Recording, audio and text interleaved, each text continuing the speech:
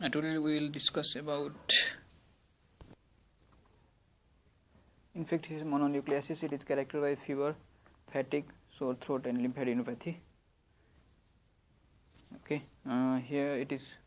You have to know two things. Okay, two things that is at most important is it is here. It shows features of like pharyngitis,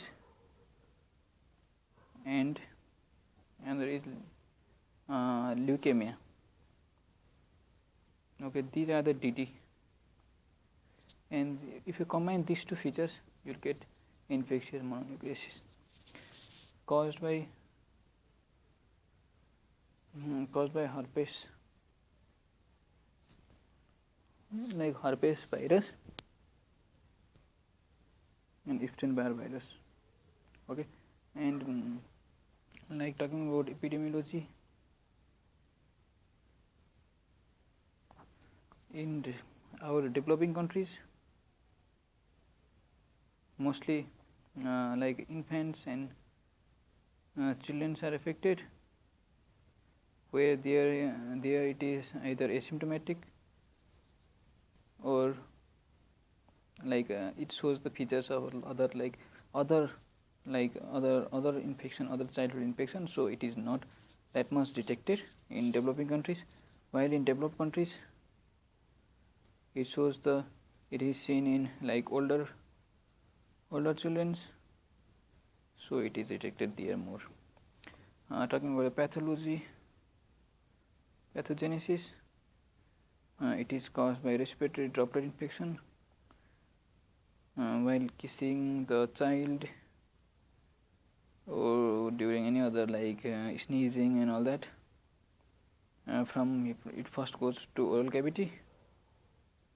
From oral cavity, it goes to salivary gland, and from salivary gland it goes to like our lymphocytes. It proliferates in lymphocytes and also in reticuloendothelial cells like liver and spleen. Okay, and then to counteract this, our CD8 cells come into play, and these also act as atypical cells. Okay, pathogenesis completed. Now talk about the like clinical features. Clinical features, like first of all there will be prodromal symptoms like fever will be there, malaise will be there, and then there will be like our other general features like headache, nausea, fatigue, and these are the prodromal symptoms. And then like since it like in pathogenesis it goes into the oral cavity and then cerebral gland, it's like the features of pharyngitis, like sore throat will be there, in case of in between hard palate and soft palate, there will be the exudates is seen, and petechiae is seen. Petechiae is seen. And like there will be hepatomegaly, mostly splenomegaly will be there. Splenomegaly in 50% and hepatomegaly in 10%, and then there will be like hepatomegaly, splenomegaly will be there, and then other like yeah. And I also said you like it shows the feature of acute leukemia like features, like, and there will be lymphadenopathy also. Like there is a feature of like lymphadenopathy, like cervical, mostly cervical lymph node will be enlarged. Other lymph nodes are also enlarged, but cervical lymph nodes are mostly prominently enlarged. And then others like maculopapular rash will be there. One important thing you have to know is maculopapular rash will be there, and this is in 3 to 15%. And one peculiar thing is this rash increases, okay, and about 80% there will be rash if the person is taking ampicillin or amoxicillin, okay, amoxicillin. If he is taking ampicillin or amoxicillin, then there will be 80% chance of having rashes. Otherwise, in 3 to 15% there will be rash. Lymphadenopathy will be there.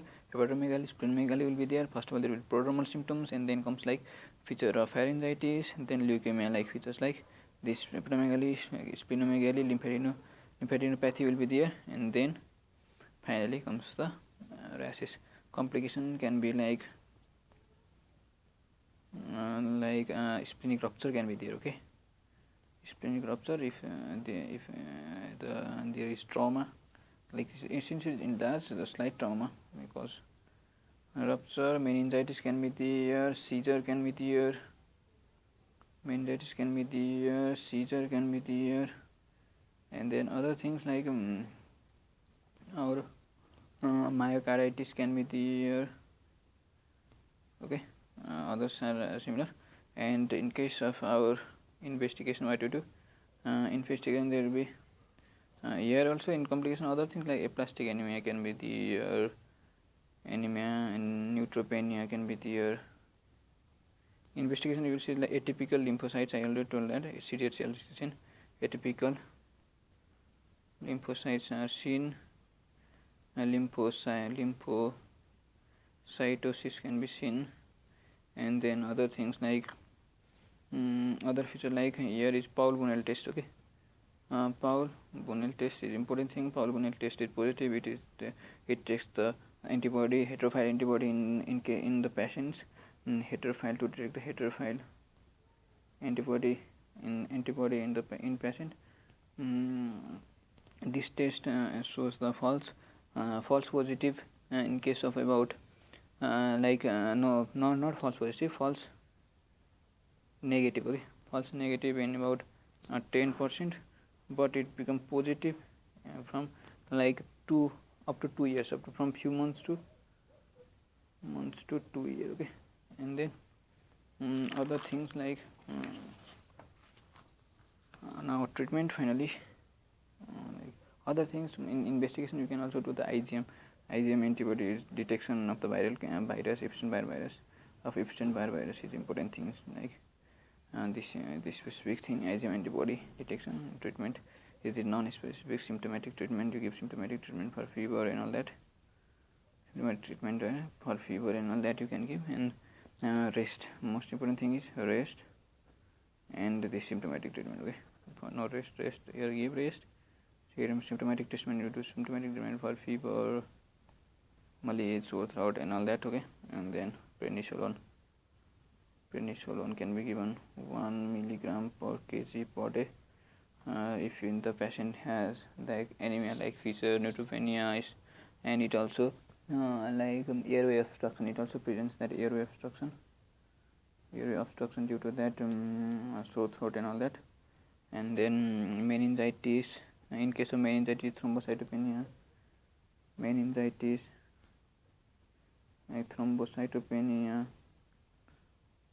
okay, and thrombocytopenia with bleeding in case of this. Okay, Epstein-Barr virus. Thank you. Most important thing in Epstein-Barr virus we have to know is it's caused by not Epstein-Barr virus. Infectious mononucleosis is caused by Epstein-Barr virus. So features are pharyngitis and like pharyngitis as well as leukemia like features. And Paul-Bunel test will do. Paul-Bunel test and the rash, maculopapular rash, which is a maculopapular rash increases with ampicillin and amoxicillin. Okay, increases with ampicillin and amoxicillin, and the treatment is symptomatic, and penicillin can be given. If you know this much, you can make out all other things. Thank you.